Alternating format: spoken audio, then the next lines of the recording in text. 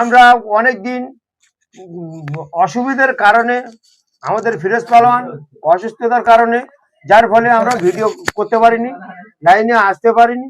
আবার এই শুরু করেছি, আপনারা একটু লাইনে থাকবেন, আছেন। আমাদের যেসব ফ্যান ফলোয়ার আছেন সবাইকে অনুরোধ করছি, আমার শারীরিক অসুস্থতার কারণে আমি 1 মাস মতন আমি মানে চিকিৎসার আন্ডারে ছিলাম।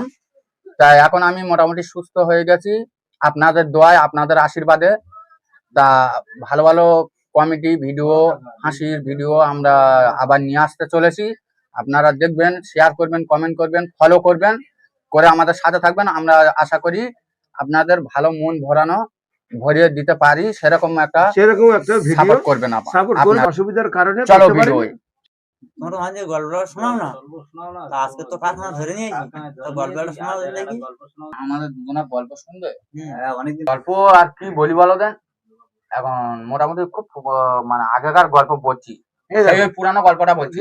একটু ছোট করে, বেশি একেবারে ছোট করো না, মোটামুটি চালিয়ে যাও। ওই সেই পণ্য সেই গল্পটা, হ্যাঁ ওটা খুব ভালো।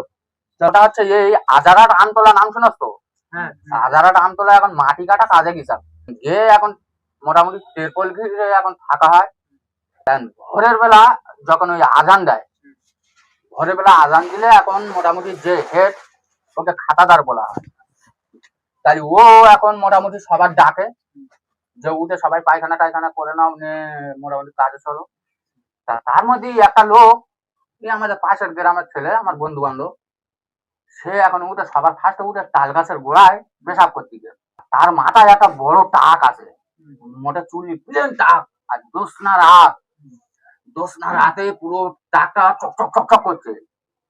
আর পেঁচা ও শালা মনে করলে কচ্ছপ যাচ্ছে মনে করলে, বলে ও গাছের উপরতেই এত জোরে এসছে, আর ভয়তে যে এত জোরে সাঁ করে আওয়াজ হচ্ছে কি বিষয়।